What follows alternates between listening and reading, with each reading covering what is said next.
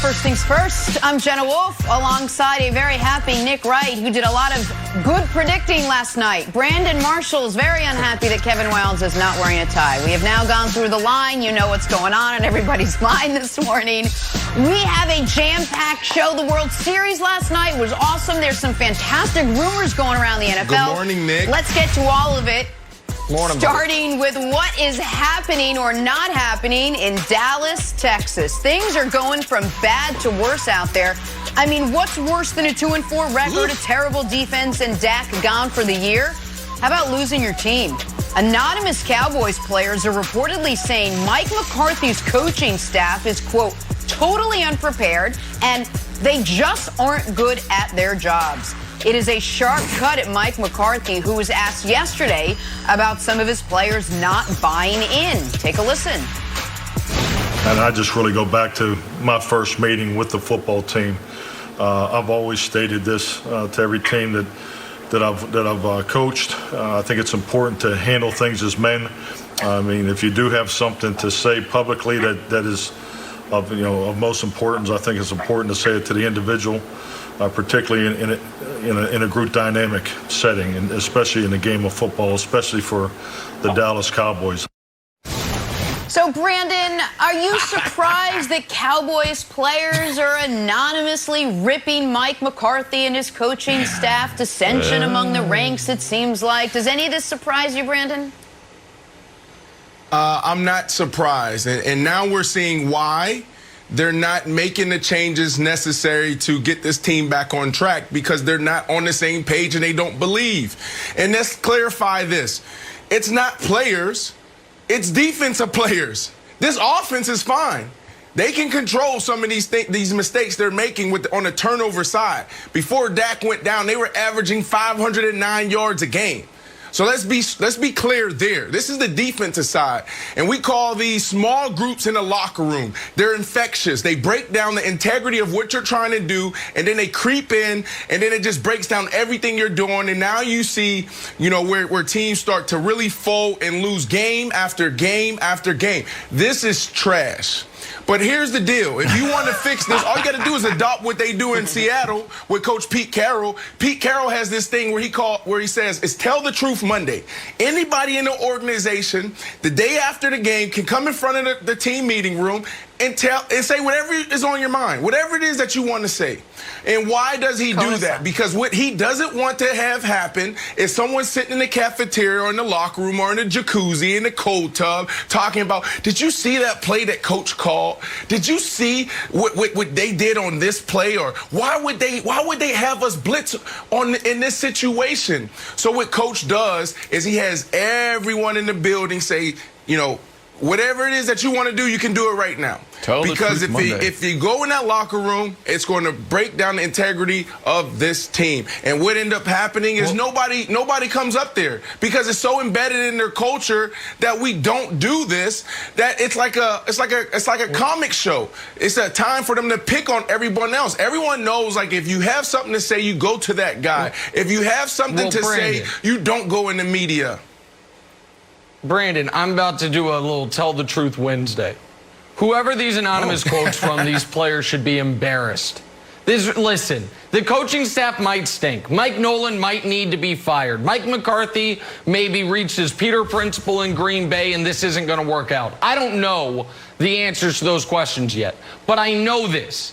It's not a coach that made Michael Gallup drop the ball in the end zone, and that's the offensive side of the ball. It's not coaching that has made Ezekiel Elliott the most fumblingest fumbler this side of Daniel Jones in the NFL over this season. And it's not the coach's fault that guys are breaking down the most basic defensive principles. Now, maybe those defensive principles stink, but some of that's on the players.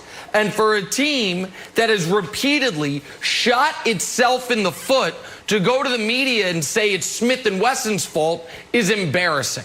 So it is. That's right. I'm not giving the coaches a pass, but it is better coaching would not fix the Dallas Cowboys in their totality. And so I think these folks, these players, are looking for excuses to make Wildes, and I think they should be embarrassed. No, I totally disagree with you, Nick, and I disagree with you too, Brandon. And look, we know that there's leaks in the Dallas Cowboys locker room. We know that there's people going to the media. And I think Mike McCarthy and the coaching staff can only trust two people. One of them, Ezekiel Elliott, who after those 2 fumbles just straight up said, hey, this loss is on me. The other one, in a wild turn of events, Xavier Woods. The guy tells the truth. He's just straight up out there saying, you know what? I can't try my hardest the whole game. So we know it wasn't Xavier Woods and we know it wasn't Zeke, but everybody else is on notice, Jenna. All right, listen, we got to talk about, because of all this, the elephant in the room. We've seen 2 coaches already let go this season, right? We saw Bill O'Brien in Houston. We saw Dan Quinn most recently in Atlanta. I have to ask, Brandon, should Mike McCarthy be on the hot seat already in Dallas now? What is that? No, you fix the defensive side. That's what it comes down to. Like we said on the last topic, this is not an issue for the entire team. This is an issue for the defensive side. They're playing so bad. They're looking for any excuse that they can lean on to deflect what they're doing wrong. Like this defense, they can't do a simple task when it comes to cover 3. When you're in Pop Warner, you learn how to play cover 3. You know how to play quarters. You know if you're the backside corner and you have nobody in your zone, you go to the post because that's the biggest threat. And if you turn on film, you'll see these players make mistake after mistake after mistake on the defensive side. You're also seeing effort issues. Before it was like, well, maybe this kid just misspoke. But if you turn on the last game, you'll see their captains jogging, look like they're running in concrete, in sand. So when you look at this situation, as a whole, it comes down to the defensive side. For me, Coach McCarthy can easily get this fixed, but he's going to have to be tough. He's going to have to stand in front of that team and tell these guys, this is how we're going to do things. Come be a man and say it now. I've been in those locker rooms before where we had these situations, and I saw, coaches stand in front, Coach Shanahan, Lovie Smith, say, this is how we're going to operate, guys. Anybody else that want to do anything differently, you can hit the door. It's just, listen, there's been one coach my entire life watching the NFL that after 6 games with the team, you were like, oh, he should be fired. And that guy is Freddie Kitchens. Sorry, Freddie. We knew he was promoted above his skis, and you knew almost instantly, well, that's not going to work. Mike McCarthy's a known quantity for good or for bad. You don't hire a coach after he's been a head coach in this league for a decade, give him 6 games and no offseason, and be like, well, that was a mistake. And so I would argue, Wilds, that if people want to say Mike McCarthy was the wrong hire, fine. If people want to say this is going to end poorly, fine. But even discussing firing him after less than 40% of his first season, I think is insane. So, no, I do not think he should be on the hot seat already. So the problem is this.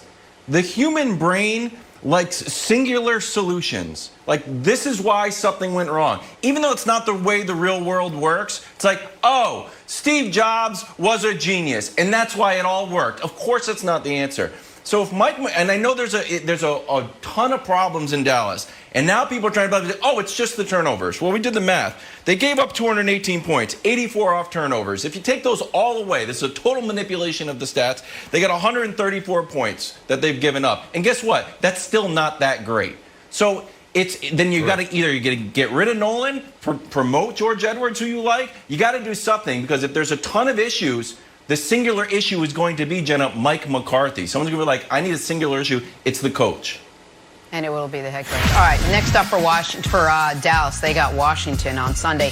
Hey, Wilds, what time is it in Miami this morning? Game time. Okay. It's also Tua time, and that took all the air out of that. We're talking Tua next. First things first. Tomorrow, we got a classic NFC East rivalry. Daniel Jones and the Giants trying to get their season going. They take on Carson Wentz and the Eagles. Say what you will, that division's pretty tight. It all starts at 7:30 Eastern on Fox, NFL Network, and streaming on Amazon Prime. I try to be winner of that positive game every goes single to first day. place. That, The winner of that that's game true. goes to That's first what my place. executive producer says. Be positive. Let's talk some Miami Dolphins now. Big news out of Miami yesterday. Tua Tagovailoa will take the reins as the starting quarterback of the 3-3 Miami Dolphins. Dolphins with the bye this week, giving Tua some extra time to get ready for a Week 8 matchup with the LA Rams. Some were surprised by the move after Ryan Fitzpatrick had won back-to-back games by a combined score of 67 and 17. Some of us, others not so surprised. Brandon, what did you make of this move? You like it? Fitzy to Tua? Is it Tua time now? Yeah, I learned something about myself yesterday. Sitting on the set of Inside the NFL, the news broke. And the first thing I did is scream. So, no, this is a bad move. And I realized that I always think as a player first. And I'm retired now, and I have to transition into this full-time analyst. Because as a player, the first thing I would feel in this moment is I love Ryan Fitzpatrick. Everyone in the building, everyone in the organization loves Ryan Fitzpatrick. Ryan Fitzpatrick is playing really good right now. He's thrown just a handful of picks. It's not a lot. You check his stats out. He's playing really good. And the picks that he's thrown, they were deflections. They weren't even his fault. There was one where he was trying to make a play when they were down like 20-something points. So I say that because Ryan Fitzpatrick is the guy to get the job done now. But on the other side, if I'm the owner, if I'm management, I got to think about long term. I'm looking at the draft and I'm looking at the other quarterbacks, Joe Burrow and Justin Herbert, what they're doing right now. I'm saying, well, they're setting their team up for success long term because right now we're behind the 8 ball. They're getting more experience. Those guys are going to be ready to go next year. And our guy Tua is sitting on the bench. Now, here's what I do know by living in South Florida and speaking to guys like Omar Kelly and other people on the beat. Tua is really good. He's accurate. He's a phenomenal talent, but he's just not ready. So what the Dolphins are doing right now is they're investing in him long term. Maybe he'll come in and take you to where you want to go. But right now, I don't like it as a player, but I'm trying to wear both hats, Jenna. Okay, so I love it. And I have to pull the curtain back on the show for a few things on some of the great folks I work with.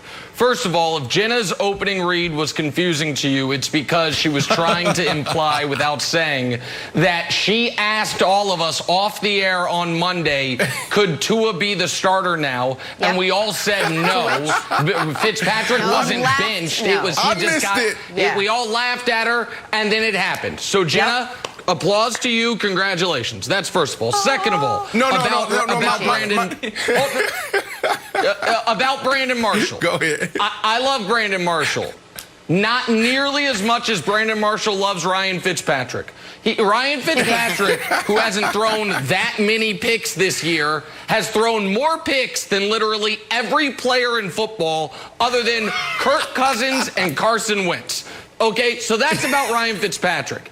And the other issue for the Dolphins is this year has been the full Fitzpatrick experience. If you were to grade his games, it would have gone like this. F, A, F, A. And then this last week, I'd call it a C against the Jets. He had a couple interceptions. He also had three touchdowns. That was a B. Okay, a B, fine. But it's been a lot of very high highs and just some horrific lows.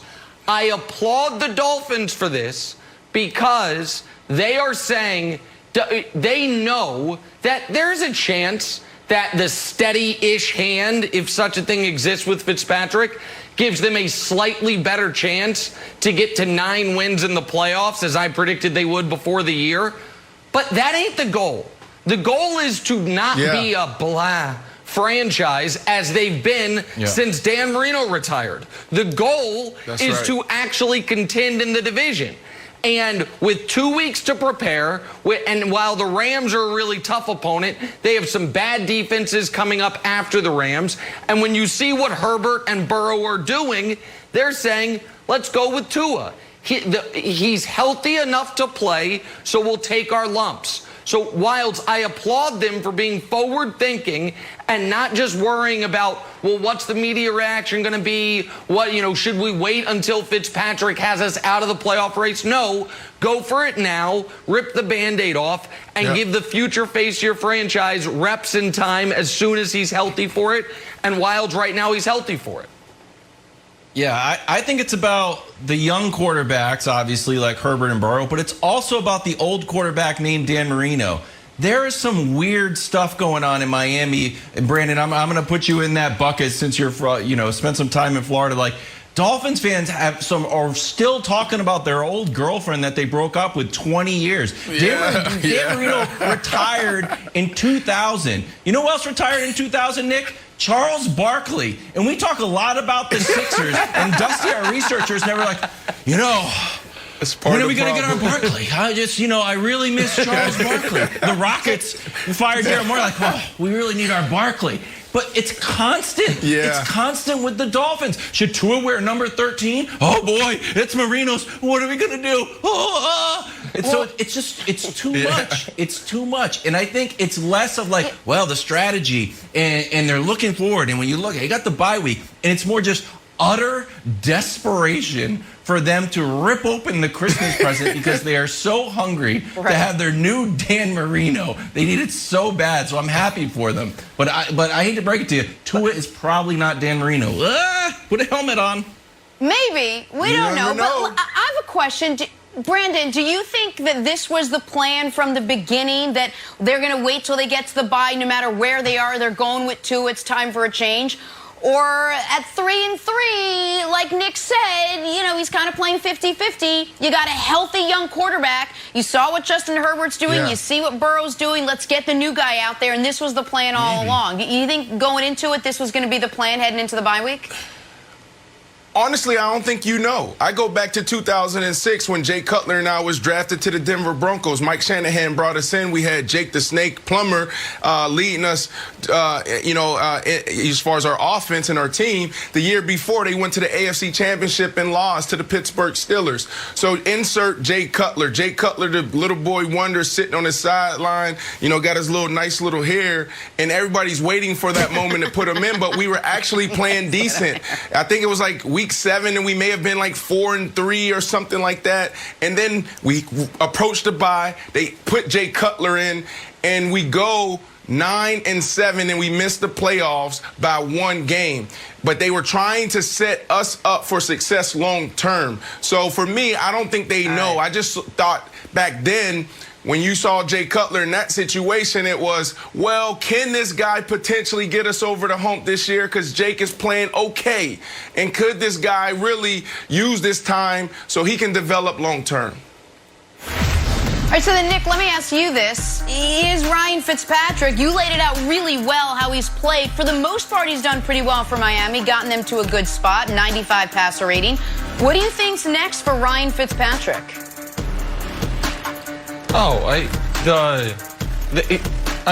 He'll continue to be Ryan Fitzpatrick, a guy who, gets some team to overpay him, he'll play great at times. Listen, I love him. He's a great teammate. He's a great teammate. I'm never going to look at you, Nick. I'm never going to look at you. You don't feel comfortable and disrespect. I'm never going to look at you and disrespect LeBron James, your best friend. So why would you do it to me on this show? Okay. I'm never going to do that. Why? What do you think? I'm never going to do that to you. Disrespecting him. I'm not disrespecting him. Listen. Ryan Fitzpatrick and Kevin Clark said this years ago, and it's right. The most dangerous players in football. Number 1, Lamar Jackson with an open field. Number 2, Patrick Mahomes with a single high safety. Number 3, Ryan Fitzpatrick in a contract year. He might just kill you in one way or the other. And so I give him credit for it. If he's your starting quarterback, you don't hate it. And so and he's been a great teammate and a consummate pro. But I believe the Dolphins can make the playoffs, even with Tua as the quarterback. I think the story for the Dolphins this year is Brian Flores and being maybe the best branch of the Belichick coaching tree ever, or certainly since our guy Coach Mangini. And I think that team, they've survived the up and down play of Fitzy. I don't think Tua's highs are going to be as high as Fitzy's, but I don't think his lows necessarily will be as low, and you're building for the future. And if you look at the Dolphins schedule after the Rams, you got the Jets, you got the Chargers, you got the Bengals, you got the Broncos. You have a bunch of winnable games. So I think the Dolphins are going to be hanging around in the playoff picture all year. Brandon, what about you? What's next for Fitzy? Careful. You know what? He has to just embrace this backup role, and he's done that. He did that when he came to the Jets. But these last couple years, teams brought him in, the Tampa Bay Bucks, the Miami Dolphins, to be a starter. So I know Ryan is the ultimate competitor. He came back this year to play. That's why it took a while for him to get a deal done, because he wanted to make sure that if I'm coming back this year, I wanted to play. So I know he'll be a great teammate, but I also know he's not happy about this situation. I haven't talked to him, but that's just me knowing Ryan. All right. Take a little turn, play a little drawing a blank here. What a game we had last night. Clayton Kershaw dealing. Struck out 8, only gave up 1 run over 6 as the Dodgers rolled to an 8-3 World Series Game 1 win over the Rays. Brandon, Clayton Kershaw's Game 1 performance was blank.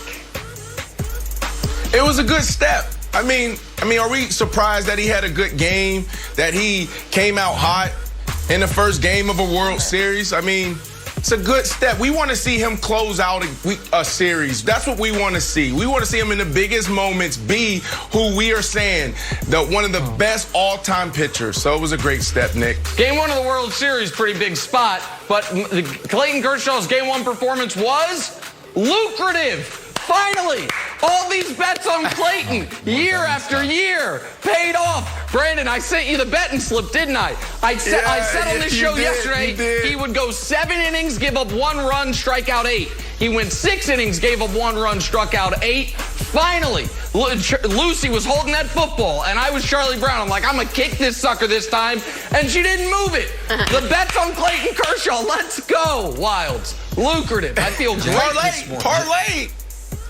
Yeah, Jenna, I got to be the Debbie Downer of the squad. I'm not ready to, have the virtual parade yet. I'm saying he's just 12-12. We're going to see him again this series. If he can close out the series, then fine. That would be great. But, 1 win, that shaky first inning. I was like, uh-oh, here we go again. But so I'm just holding my virtual confetti. What did he do after the first inning? He retired 16-17 after the first inning. Virtual confetti. Debbie Downer. All right, guys. We want to see what he does tonight.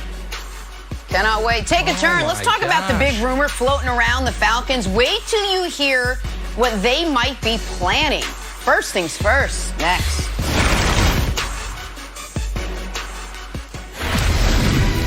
Back here, first things first. All right, guys, to say the Atlanta Falcons have underwhelmed and underachieved this season would be an understatement. A 1-5 start, Dan Quinn's fired, and now a report that NFL insiders are openly wondering if franchise cornerstones Matt Ryan and Julio Jones will get shopped before the November 3rd trade deadline. Are there teams that need a quarterback? Of course. Are there some who need a wide receiver? Patriots. Excuse me. Brandon, what do you think? Smart play for the Falcons to clean house before the November 3rd trade deadline? It's the worst thing you can do. It's the worst thing. And again, Jenna, it's me as a player. It's me as a player. I'm not putting on my GM hat. I'm not putting on my full-time analyst hat. I'm just thinking about the ultimate goal, and that's winning. In the National Football League, you get 3 years tops to turn it around. So you think Raheem Morris, who could potentially go on the run and go from interim head coach to head coach, is thinking about trading his 2 best players in franchise history? You think that's happening? You think the guys in the locker room wants to hear this? Now, from a management standpoint, maybe let's talk about, let's have that conversation. But right now it's about winning. You still have a chance. You're not eliminated. Now, is it almost impossible? Yeah, it's damn near impossible for you to turn it around. But I just don't like this conversation because every time there's a new regime that comes in, the first thing they think about is, let me clear house. Let me bring in my guys. How about work with the guys that you already have? Now, obviously, they're underperforming. They've been underperforming for a couple years. There's something going on. But can you be the guy that turn it around? Could it be that Dan Quinn was just not that guy? So I just hate this conversation every time we let it go, whether a GM or a head coach, someone wants to come in and clean house. I don't like it. So, listen, I get it. I get it. The ultimate goal is winning. Let me tell a very quick story. This weekend was my wife's birthday. She had some friends in from out of town, and one of the friends wanted to go on that ferry ride around the Statue of Liberty, very touristy New York thing. Circle Line. And they drove down to wherever that is, the seaport, and as they were walking up, the ferry was pulling off. It was off to sea, and they couldn't get on. That ship had sailed, and they couldn't get on it. The Falcons winning this year, that ship has sailed. Now, yeah, you could jump in the East River and try to swim and go get there, but it's leaving without you. They're done. And so I get guys in the locker room might really want, like, 1-5 could be 11-5. No, it can't. You're done. So the question is, how do you best position yourself for next year? I would argue Julio's value will be the highest right now because there might be a thirsty contender saying, you know what, we will overpay because we have a window this moment. I think Wild's Matt Ryan's value would be highest in the offseason. Take a team like Jacksonville. That makes sense. I don't know if Jacksonville would trade for Matt Ryan right now, but if Gardner Minshew wins them a couple more games and instead of getting the first or the second pick, they end up with the 6th pick, and they know Gardner's not the guy, then maybe this offseason they're like, you know what? We're not going to get Lawrence. We're not going to get Fields. We don't love anybody else. We can get a still in his prime-ish Matt Ryan. So I think Julio should be shopped now. If you are going to shop Matt Ryan, I think the best offers would come in the offseason once teams know, A, if they need a quarterback, and B, if they're going to be able to get them in the draft, Wilds. So you're saying you want Matt Ryan as like Phillip Rivers minus 5 years or 6 years, however old Matt Ryan is, to come in like, all of a sudden we're contenders. But Brandon, how I think it would be difficult, and we just saw it with Andy Dalton, who I still think is an okay quarterback, come in and really struggle. Is it even feasible for Matt Ryan to come into excuse me, I'm sorry, I'm going to talk Julio Jones. I think it's harder for Matt Ryan. I don't think it's a question of whether he could like jump in an offense immediately and make it work. I assume that would be difficult. Could Julio just immediately jump in and let's say I'll just pick a random team out of the blue, the New England Patriots, let's say, who did a deal with the Falcons last year for Mohamed Sanu. Just out of the blue. Just out of the blue. And so you want to go the same there? year as Cam. Well, look, and it's gone to Cam's charity events and land. It's all, you know. Absolutely. Let me tell you why. Because you put them outside, whether at the Z position, X position, and when it's one-on-one, you just throw it to them. There's certain things that are universal in football. The slant route is universal in football. The 9-stop, which basically you pretty much run it 10 yards and turn around. You can run it versus off. You can run it versus press coverage. The go ball, the back shoulder. There's things right now where you can insert him. He doesn't even have to know the plays. Cam Newton can go out and say, look, you go out to the right, two yards outside the number, and just run and go. Okay. And that he can come in and make an impact right now. But I don't like the New England Patriots for Julio Jones. Wilds. Who I like is the Green Bay Packers. Could this be the moment that you make amends with your guy Aaron Rodgers? You go in the first round, you draft a quarterback. Everyone's like, what are you doing? You're wasting his twilight years. Go get this guy. Here's the thing. Maybe Aaron Rodgers. So, Brandon, here's the thing about Julio. Julio's such a great player. You can pick almost any team, and it's like, oh, that would work. Yeah.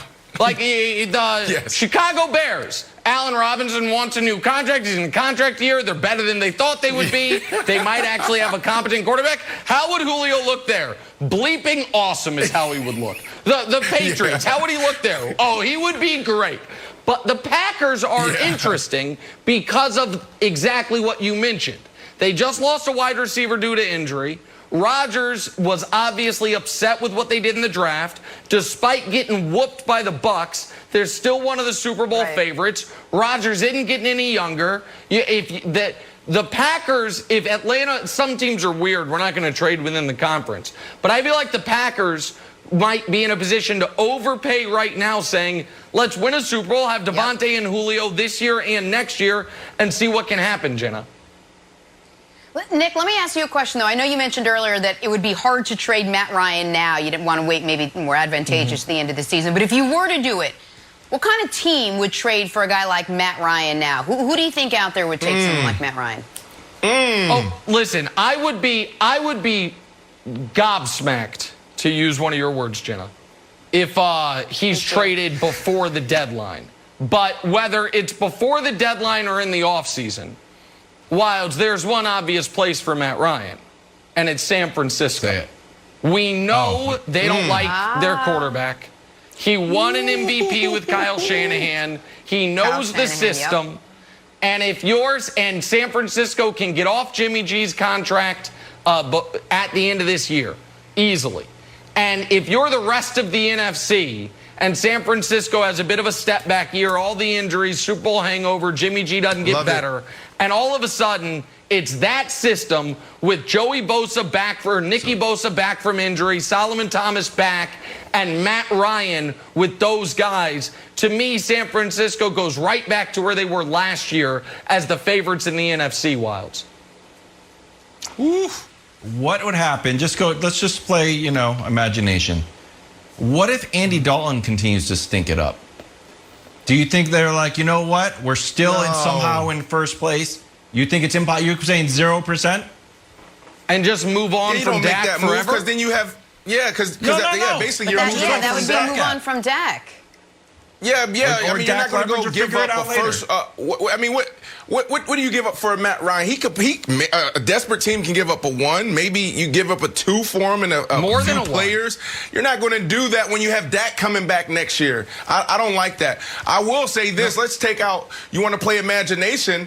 Another good fit for him could possibly be with Coach Payton, New Orleans. But of course, they won't trade within the division. Makes no sense. But I think that could be a great fit. And Sean Payton, I don't think, believes Matt Ryan is better than Taysom Hill, so that's not going to happen. But just for compensation-wise, in a world where Jalen Ramsey goes for multiple ones, where we have seen receivers and left tackles go for multiple ones, Matt Ryan would go for a first-round pick, Brandon Cooks, a first-round pick and then some. What did Jamal Adams just go for? Yeah, I believe. I don't think the world is out on Matt Ryan, Jenna. I think the world is out on the Falcons. Look at what Seattle gave up for a safety. Like Matt Ryan, if he were to come of it, I don't think the Falcons even answer the phone if you're not offering more than just a good first-round pick. I mean, if it's ringing a lot, you'll probably answer it just because it's annoying. Time now for But First. Check out Ball State commit Tanner Cozio making a sick one-handed touchdown grab. Brandon, my talented friend, did that look at all familiar to you? Because I would like to show you this. This is a catch from your Chicago Bears days. Do you remember this one? Check it out. I remember this moment. I think we may have... this was awesome. It was like Sunday Night Football or something.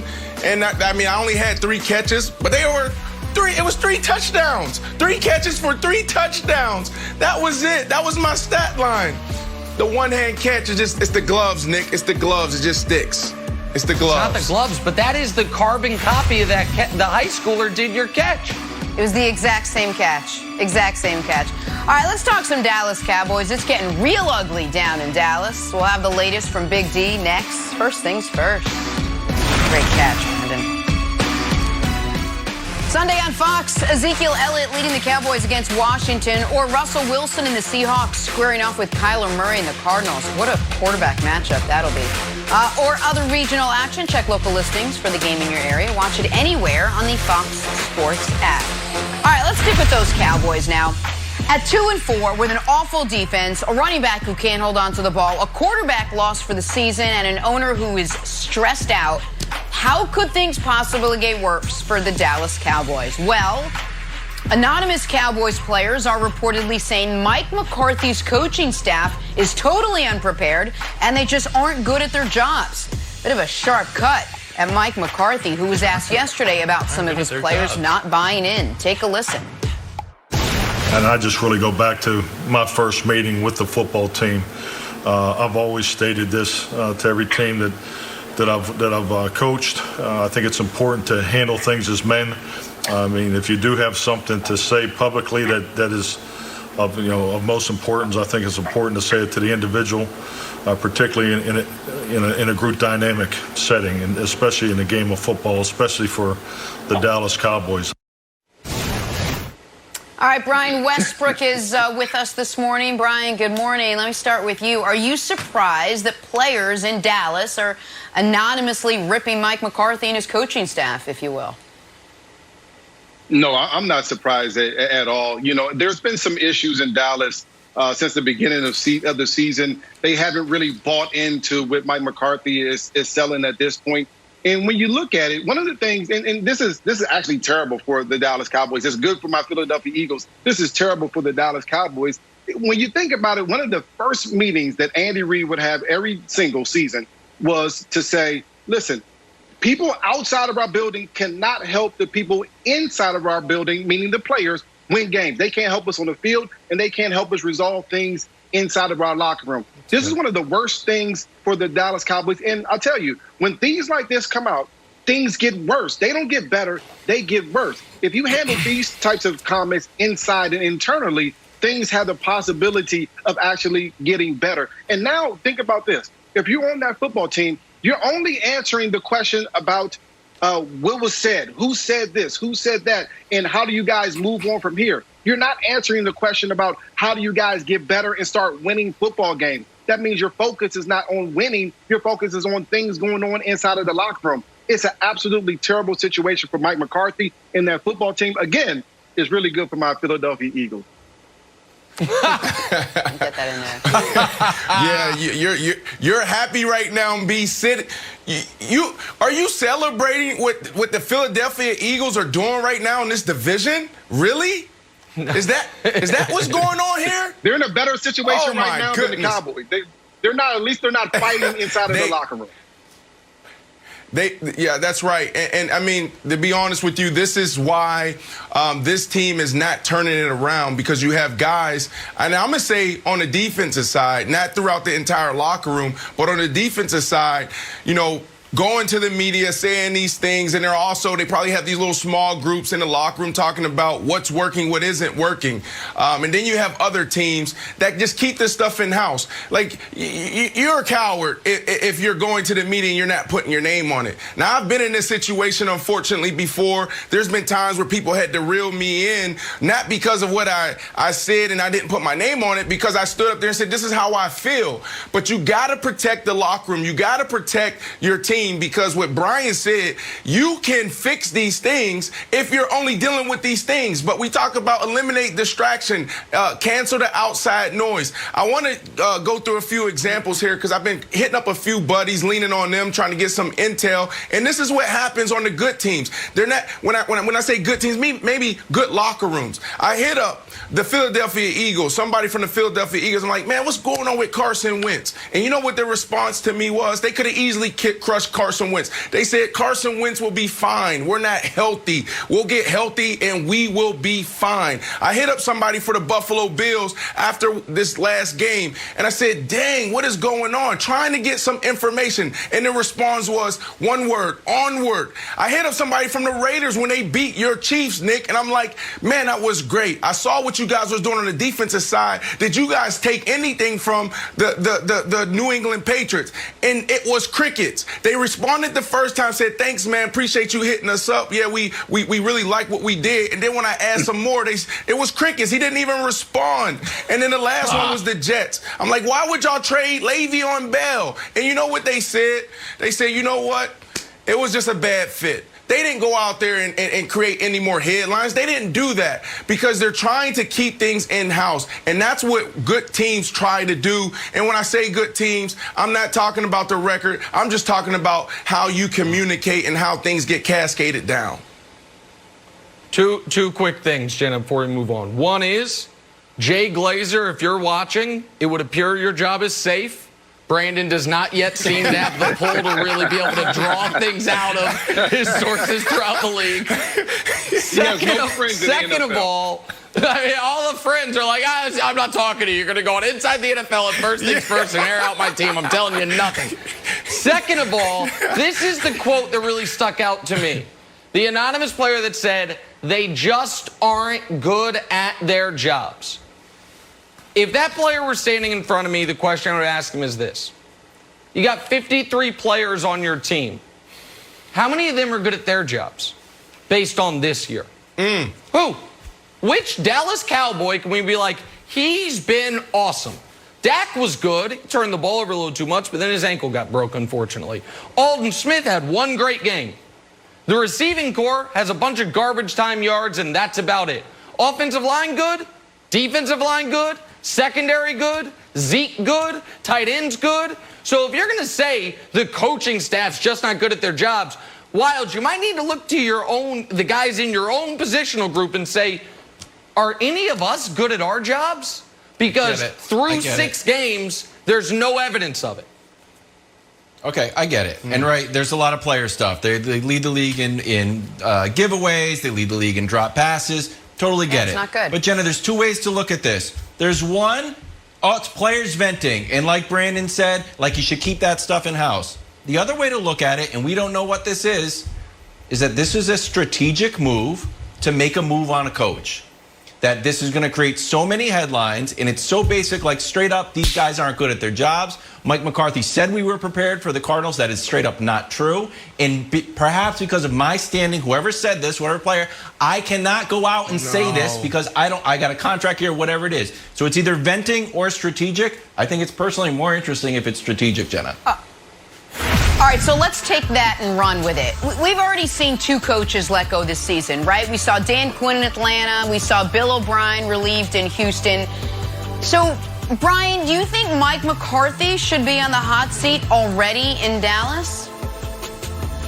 Absolutely not. I mean, the only reason we're even talking about Mike McCarthy potentially being on the hot seat is because of the expectation of this football team. The expectation was you have Dak, you have Zeke, you have 3 quality wide receivers offensively. You should put up points. They've done that. They've also defensively have been as bad as they were last year, probably even a little bit worse. Mike McCarthy needs time. He needs buy-in. And usually a lot of buy-in, and Brandon, I think you know this, a lot of that buy-in comes during the OTAs, during training camp, when guys are together, when they're with the coaches and the other players. Unfortunately, this year we had COVID-19. They didn't have those opportunities. So I certainly think that another year or 2 to give Mike McCarthy the opportunity to get that buy-in is necessary. And when you mention Bill O'Brien and Dan Quinn, they've been in those places, Houston as well as Atlanta, for a very long time, not one season. And I think they have been unproductive those places for a long time. You have to give Mike McCarthy much more time than he's gotten this far this season. B, you're right, but the only buy-in that he needs to be working on right now is going into that locker room and telling those guys to keep their mouths shut. Now, and it's not just the players, it's also the coaches. I've been in organizations where the coaches were doing a little bit too much talking. There's always these anonymous sources and this source and that source. Come on, be a man, put your name on it. All right, if you want to say what you said, say it, but put your name on it. Because what happens is, instead of us focusing on how we're supposed to adjust to different formations when we're running quarters coverage, we're now talking about all these other things. Ray Lewis said something interesting last night on Inside the NFL when we were talking about defense. And I said, Ray, well, does it matter if you call if the coach called this and the linebacker does that and the defense, and he says, Brandon, the reason why we need to communicate is because if we're all wrong, then we're all right. Okay, so which means I don't want my cornerbacks feeling okay about the game plan, my linebackers not feeling okay about it, and then all these little small groups forming, and we're talking about everything outside of football. Go to the coach and say, Coach, we don't like this. Have a man-to-man conversation. Coach Nolan, is there things that we can do differently? And then from there, the coach have to be able to accept what he's hearing, take the good from that, and make those adjustments. Don't be a coach that's going to sit there and just be stuck in your own way. Get the feedback from the player, take what you can, make the adjustments, make sure everybody in that locker room's on one page, and then you'll be able to be better and not make the same mistakes over and over and over again. They shouldn't be making the same mistakes during this point of the season, Jenna. All right, tough times in Dallas. Not the case in Miami. We got a new era as Tua will make his starting debut for the Dolphins. But was this the right move at the right time? We'll discuss next. First things first. Back here on First Things First, the World Series getting underway last night. That guy, Clayton Kershaw, was dealing. Dodgers rolling to an 8-3 Game 1 win. And we got a guy that knows a thing or two about winning a World Series here to break it all down, Mr. Nick Swisher. Nick, good morning. Love having you on here. Were you surprised last night that the Dodgers had such an easy time with the Rays? Yeah, I definitely thought it was going to be a lower scoring game than that.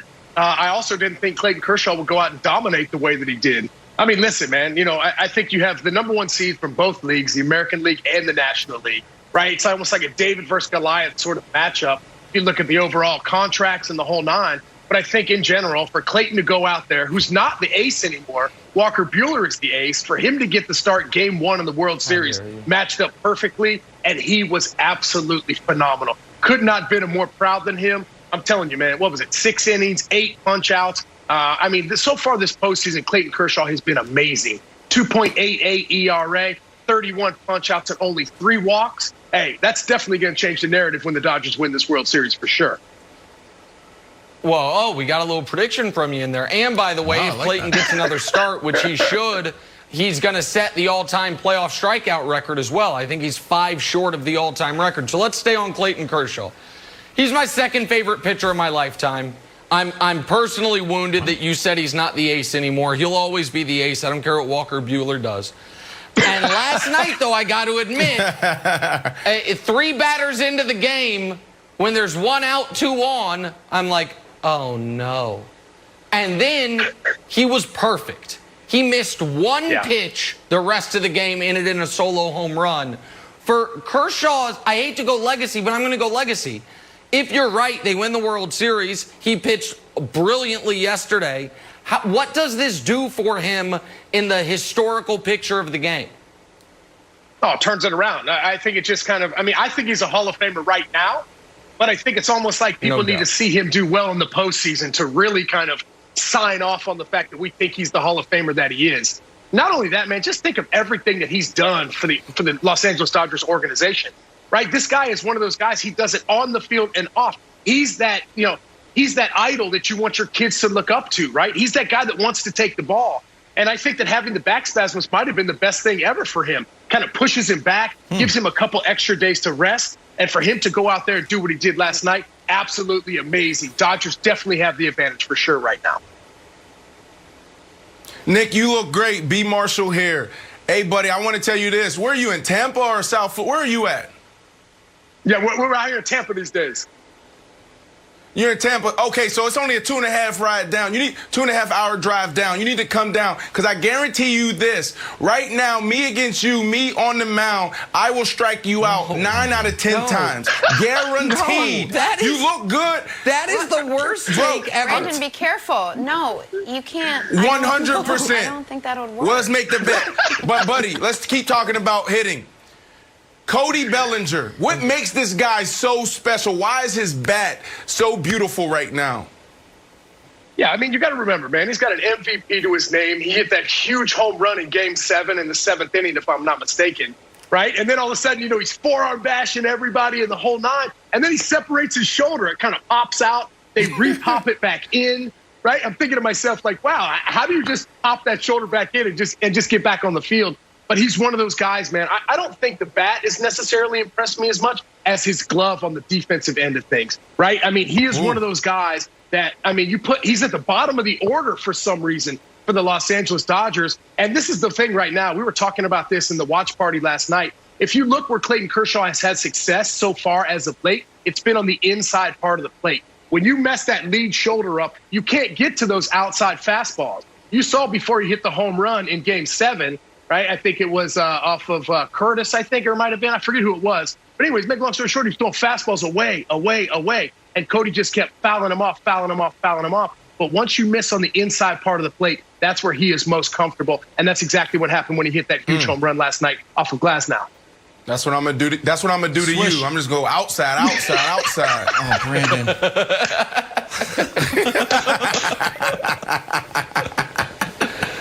I love it, man. B-Bucks, bro. I love you, bro. This is great, dude. I love it. Swish, I want to talk about Mookie Betts. Mookie Betts gets a walk, steals 2 bases, comes home on an infield out, basically, right? So the question for you is strategically about the Rays. They know Mookie's on the base paths. He got credit for 2 stolen bases, but when the infield's drawn in and he still gets home, that's almost like stealing home. I know it's not. Was it a strategic mistake with Max Muncy, left-handed hitter, not to have the third baseman really trying to keep Mookie attached to third base? No, because, I mean, I only think there's a few guys. I only think there's a handful of guys in the game that score on that ground ball for Muncy, right? You know, I mean, I think maybe like Byron Buxton maybe can get in there. There's not a whole lot of guys that have the speed that Mookie does, nor the athleticism, nor the game, you know, the overall knowledge of the game. Right now, this is the reason why Mookie signed the deal that he did. This is why, in my opinion, a lot of people say Mike Trout's the best player in the game, but I think Mookie Betts is right up there with him as well. He not only affects the ball on the offensive side, you've seen the amazing defensive plays that he's made, and his overall leadership in that Los Angeles Dodger locker room has been has been up here, right? Clayton Kershaw-esque. He's one of those guys, man. I think I saw a quote from him the other day. It says, the Los Angeles Dodgers are all about winning, and that's my DNA. And that's exactly right, man. Going for his 2nd World Series title. I said it before the series started. The lights are the brightest in the World Series, and this is where Mookie Betts is going to show up the most. Last night, 2 hits, 2 stolen bases. I think he scored 2 runs. Obviously, a huge factor in the game, and he will continue to be a huge factor moving forward. Love Mookie. All right, Swish, I want to ask you about Rays starter Tyler Glasnow last night. His line 4 1/3, allowed 6 runs on 3 hits, 6 walks, but 112 pitches. Was that too many for him last night? Yeah, I think they kind of got caught in a little trouble there, you know, I think in the 5th inning. And, you know, I mean, Glasnow's got electric stuff. There's no doubt about it. But once he starts walking guys, that's when things can really start to kind of, you know, get themselves away. So, you know, I think that, yeah, I mean, Cash has a lot of question marks, right? He's got a lot of questions that he has to answer.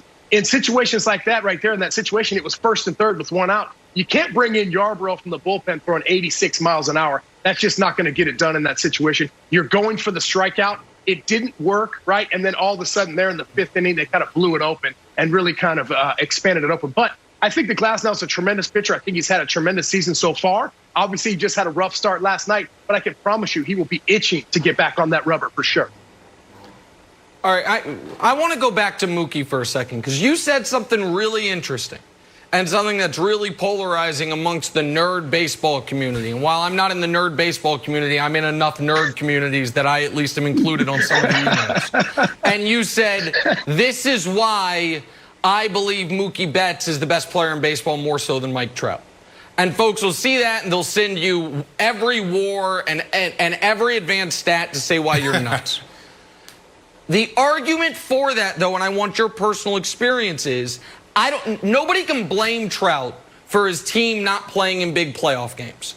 But because they haven't, we don't get to see how he would respond in these high leverage, massive moments. Can you explain to the audience as a player how different the game feels when you're playing game 97 in the middle of the summer and when you're playing game 7?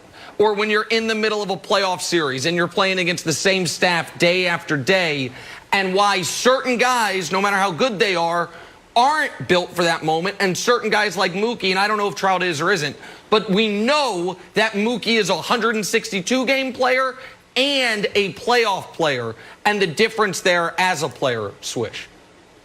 Yeah, well, no doubt. I mean, you said Mookie is a playoff player. You're right. We haven't really had the chance to see Mike Trout in the playoffs that often, and I think you really hit the nail on the head. We're getting the chance to see Mookie Betts play on the biggest stage in the game right now. Now, if Mike Trout was in the playoffs, which I thought the Angels might have a chance with the expanded playoffs, right? I mean, 16 teams, and the Angels couldn't even get in. So I think right now, I mean, obviously the attention is on a guy like Mookie Betts, just signed that monster contract this year, but he's living up to that. There's 2 players in the game, well, maybe 3 now, that you could honestly say are worth every penny, and that would be Mike Trout, Mookie Betts, and maybe somebody like Garrett Cole. But I think when you're looking at it like that, I mean, obviously Mike Trout not being in situations like this, it's hard for us to talk about it because we don't know how he would do in these situations, right? Yep. We know what Mookie's doing in these situations, and he's doing it on all facets of the game. That's what I love about this. Mookie Betts is not the biggest guy out there. He's not 6'5". He's not 240 pounds. If he had his mask on walking down the street and sunglasses, people would look at him just like he's a regular guy. But he could be one of the best players in baseball. Yeah. I think there's something to be said for that. You know what I mean?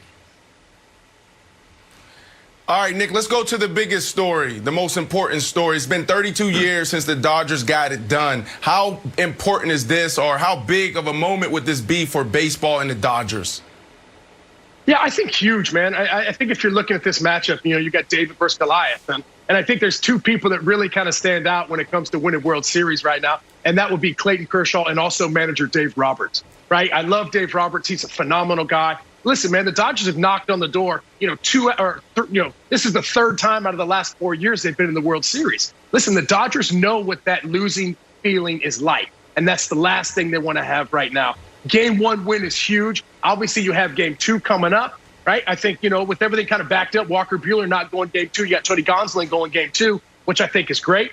But right now, if the Dodgers could win this would be huge for the game, right? Just in general. Think about it, bro. LeBron just wins his 4th championship in L.A. He's got all that good karma coming that way. But on this side of things, listen, man, we got the Lightning that just won the Stanley Cup, right? Tom Brady is doing his thing down there with the Bucks, and also the Rays are doing their thing. So you're talking about 2 of the best sports cities right now going. And, I'm interested to see how it's going to shake down. Obviously, I think the Dodgers have a little bit of the advantage. But I think that with all the lockdown that's going on in L.A. and in Los Angeles and in California, I think the Dodgers win. They shut it down, baby. Let's party. Everybody back in the streets, man. Let's have a good time. You know what I mean? Swish, there seems to be so much enthusiasm around this Game 1 win, and maybe it's because it's a neutral field thing. It's like, oh, I don't see the series will play out differently because we're in a neutral field. What's your prediction for tonight's game, and how do you think the Rays respond? I think the Rays respond big time, right? Kevin Cash knows his guys. He knows the way that they have played. Listen, you're not the number 1 seed, coming out of the AL East in that power division. You're not the number 1 seed in the American League for any certain reason. I mean, they've got great pitching. They've had a tremendous year this year. And I think if there is any team that has done well through this shortened season, I think it's the Tampa Bay Rays. They know their algorithm. They know the way that they win ball games, and that's by using all the pitchers they have.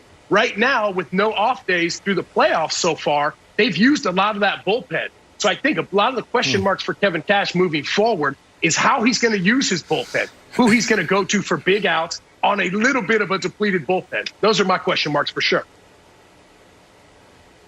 All right, Nick, really quick. You brought it up. I got to do it to you, okay? You brought up LeBron James really quick. Stuff is starting to heat up on this show right now between Nick and I. Who is the GOAT? Is it LeBron James? Is it MJ? That's the first question. The second question is this. Tampa Bay, Tom Brady, or Nick Foles and the Bears? Who do you like? Those 2 questions right there. Oh, man. I tell you what, hey, Big Nick, he's doing it up there in Chi-Town. No doubt about that, man. Look at that. What I mean, right? No. I'm telling you, bro. Like, nobody thought that was going to happen, right? You still thought Trubisky was going to have that starting job this year, but then all of a sudden, Big Nick comes in. Mitch has a couple rough games. But right now, Tom Brady and the way he has turned around the entire organization of Tampa Bay is impressive. You bring a winning mentality somewhere. Hey, B-Mark, you've been in a locker room, right? You bring somebody with clout, somebody that's a leader. It's easy to follow guys like that. And not only that, man, the way Gronkowski played last game, bro, Gronk is back. So who do you like? Man, just answer the question. Don't answer the question. You sound like Wiles right now. So who do you like? And then I want to hear the GOAT really quickly. Shots fired, Wiles. I'm gonna go with the Bucs right now. I think there's a lot of great things going on right now. I think it's been a major turnaround for them as well. And right now, man, come on. A lot of people are talking about these championships. And should there be asterisks next to these championships? LeBron just won his 4th championship, right? For me, I mean, you can talk about this all day long. I've been able to watch LeBron from a little puppy, all of a sudden, man, take it all the way to the top for the GOAT. I know a lot of people say MJ is, but LeBron has done so much, not only on the court, but off the court as well. And for me, that means a lot, no doubt. Swish, come back anytime. Nick Swisher. Especially after you take Brandon Yard 10 out of 10 times. I mean, he's going to strike you out 9 out of 10. You out of your mind, you hit Brandon. all of it. Football, Great job, we Swish. really, really appreciate it. All right, enjoy Game 2 tonight, buddy. We're talking big problems in Big D. Is Mike McCarthy on the hot seat? Next, first things first. Swish. Sunday on Fox, Ezekiel Elliott leads the Cowboys against Washington. You got Russell Wilson and the Seahawks squaring off with Kyler Murray and the Cardinals, or other regional action. Check local listings for the game in your area, or you can watch it anywhere on the Fox Sports app. All right, time now for stories to start your morning, sponsored by Midas, open since 1956. And our top story this morning takes us to Dallas. Reports yesterday surfacing that Cowboys players are starting to get frustrated with the coaching staff there in Big D. After a 2-4 start, some starting to speak out. Anonymous Cowboys players now saying head coach Mike McCarthy's staff is totally unprepared and they just aren't good at their jobs. Well, McCarthy was asked yesterday about some of his players not buying in. Here's what he had to say. And I just really go back to my first meeting with the football team. I've always stated this to every team that I've coached. I think it's important to handle things as men. I mean, if you do have something to say publicly that is of most importance, I think it's important to say it to the individual, particularly in a group dynamic setting, and especially in a game of football, especially for the Dallas Cowboys. All right, Brandon, start with you. Are you surprised that some anonymous players are speaking out against the coaching staff there in Dallas? I'm not surprised. This is what bad teams do. And unfortunately, from experience, I've been on a few bad teams and a few bad locker rooms. I've been a part of the solutions at times, and I've been a part of the problem. So I've learned firsthand, and I've seen it firsthand. But I want to do this. I want to speak to the player, then I want to speak to the coaches. Speaking to the players first. This is absolutely the wrong way to do it. This is bad. You don't do this. You got to give yourself an opportunity to turn things around. You got to give yourself an opportunity to get this right internally. Going out in the media and definitely not putting your name on it is the wrong way to do it. It's hard in the National Football League to win a game. Week in and week out, it is hard. You're getting the best of the best from the best athletes in the world. You can't do this. And you also got to look yourself in the mirror. There's simple things out there that you guys can control. The coaches, it's not their job to put two hands on the football. It's not their job to not throw picks. It's not their job to go out on the field and protect the ball. And on the defensive side, we're talking about simple coverages. We're talking about man-to-man. We're talking about quarters coverage, backside post. You have nobody in your zone. Go to the post because you know that's the biggest threat. So for that reason, you probably need to keep your mouth shut because this is not the way to do it. And if you want to be shipped out, then keep doing what you're doing because they eventually will find who you are. Now speaking to the coaches. Coaches, you have to do a good job. You have to do a good job of listening to your players. We are smart. Players are smart. They know what they're seeing out there. They're the ones on the field. So y'all have to do a good job of sitting down together, listening to each other. Coaches, not being stuck in your ways and your philosophy philosophy and the things that you've been doing for 30, 40 years. You got to be able to listen to your smart players and say, you know what, this makes sense. Let me make these adjustments. Because if you don't, you're going to lose your locker room. Guys are going to do their own thing. Small groups are going to form, and now you lose the integrity of everything you're trying to do. And so many coaches don't do this. Pete Carroll is the perfect example. They have this thing where it's called Tell the Truth Monday. Why do they do that? Because they give everybody in the organization the opportunity to speak your piece. After that meeting, you bet not go into the locker room. You bet not go in the cafeteria and start complaining, because if you complain, you will be shipped out of there. Well, listen, if I were part of Tell Your Truth Monday for the Dallas Cowboys, here's be my truth. Y'all suck. Everybody. The coaches might stink. Through 6 games, the players definitely stink. Who's the player on the Dallas Cowboys through 6 weeks that can be like, I've been awesome? Maybe Alden Smith, the guy who's been out of football 5 years. He's been your highest performer, and that's really just one game against the Seahawks. Some of the receivers might say, oh, I'm on pace for a 1,200-yard season. Yeah, well, what are you on pace for as far as when it's a one-score game? When it's not garbage time late. It's not the coach's fault there's drop passes in the end zone. It's not the coach's fault the highest paid running back in the history of the NFL can't hold on to the football. It's not the coach's fault, to Brandon's point, guys are breaking down in the most simple coverages imaginable. So, Jenna, to be clear, I'm not defending the coaches. The coaches might stink, but through 6 weeks, the players definitely stink. And so if you're going to go to the media and say they're not any good at their jobs, I'm just really curious. Are you good at yours? Because through 6 weeks, there hasn't been any evidence of it.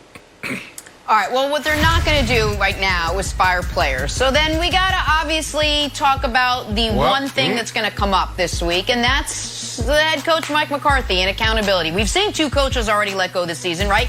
We saw Dan Quinn in Atlanta. We saw Bill O'Brien in Houston. All right, Wiles, let's start with you. Should Mike McCarthy be on the hot seat already in Dallas 6 games in? Look, this is a question where the answer is always yes if you're asking it. The other one, hey, is the gas on in the kitchen if you're smelling gas? The answer is yes. So the fact that we're asking, is Mike McCarthy on the hot seat, then yes. Nick, there's no other way. I don't know if you point to all of these issues, who are you going to blame? I don't think if you're Jerry Jones, you can say, I can sit back and be like, you know what? It's actually a confluence of several issues combined with the pandemic and the lack of preparation and Dak's injury that is leading us to be in first place, even though we're absolutely terrible. That's not going to happen. You know what's going to happen. It's got to be one person's fault. And if it's not Mike McCarthy's fault, then it's got to be someone on the defense's fault, Nick. Well, here's the problem. It's way too early. I'm going to go in Wild's territory and do a messy analogy here. Wild's analogies aren't messy, mine are, but analogies Wild's territory.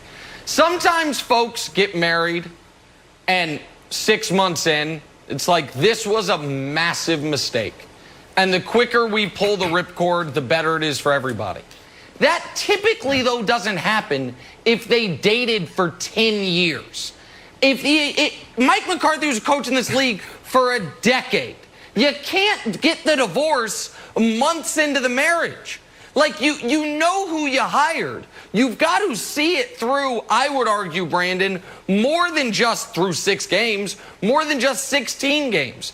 I think it would be insane, Brandon, to fire Mike McCarthy at any point prior to the meat of year 2. Like, I think this is way too early to even be having this discussion. Listen, I don't even know how to respond. I'm just laughing right now because this would be the first time that coach get fired in first place. They're in first place. Nick, we're having this discussion and they're in first place. Well, that part I can't sign off on. I don't care about this is the wildest storyline of the entire year. It's a global pandemic. There's no offseason, no preseason. Guys are playing, guys aren't playing. And we're talking about the Cowboys as if they're they may be one of the worst teams in NFL. Coach McCarthy is not on the hot seat. Who is on the hot seat is everybody on the defensive side. But I just think this is the wildest conversation because they still control their destiny. So for that reason, Coach McCarthy, he just need to walk into that locker room, Jenna, and just look those guys in the eyes and say, this is how we do things. We don't go to the media. If you do that, this is absolutely not. You will be shipped out of here, players and coaches. All right. Well, from bleak times in Dallas to some happy times down in Miami, we'll switch gears and talk about Tua Tagovailoa, who will reportedly take the reins as Miami's starting quarterback. Miami's on the bye this week. They've got a little extra time to prepare for Tua's first start in Week 8. That'll be against the Rams. Brandon, you think this was the right move by Miami to move on from Fitzy and hand over starting duties to Tua? Two ways to look at it. From a player's perspective, no. The guys love Fitz. Fitz is actually playing well. I want Fitz to stay in there. From an organization standpoint, it's the right decision. Because at the end of the day, and Nick, you said it earlier, what is the goal here? Is the goal for us is to have a decent year and to compete, or is the goal for us to win championships? And I think the goal for everyone in the National Football League should be to win championships. For that reason, he gives you that. You got other rookie quarterbacks. You take this guy at number 5, and you're saying, let's develop this guy now, whether at the end of the year he steps into his own, or maybe it's this offseason or next year. So for that reason, the organization made the right choice. But from a player being in that locker room, I would be a little bit sad right now. Listen, Fitzy didn't lose this job because it was never his. The moment they drafted Tua, it was his job once he got healthy. And so Wilds, with Fitz or Tua, they're not winning a championship this year. I think with either one of them, they could get to 9 wins and maybe sneak into the playoffs. But the earlier you can get Tua reps, the better. And Wilds, now he gets the bye week to prepare as well, so I think it's the right time. That's right. When Kurt Warner had a winning record when the Giants pulled him to start Eli Manning, who then lost a bunch of games. Fast forward a few years, Eli's in the Super Bowl. The next year, Kurt Warner's in the Super Bowl. So, Brandon, your guy Fitz. Maybe this is a good sign for him. Get in the Super Bowl a few years from now. Hey, I want this so much for Fitz. Fitz, if you make it to the Super Bowl before you and 9. All right, we'll round out. We'll play a little take your pick, talking some baseball tonight. Game 2 of the World Series. Dodgers up 1-0 already over the Rays. Who wins Game 2 tonight? Start with you, Wilds. Take your pick. Dodgers or Rays? Look, I think the Dodgers win. The Rays are starting Snell, who just pitched on Sunday, threw 40 pitches. I don't know how many innings they're going to give him, Nick. I'm going to go with the Rays. Great-looking pitcher, Blake Snell. And I don't mean just his pitcher. I mean he's a great-looking man. Blake Snell, I think they even up the series tonight. Don't bet it, Nick. Go Snell's with the Dodgers. The Dodgers win it, Jenna. All right, Blake Snell, Game 2 tonight, best-looking player in 7:30 baseball. on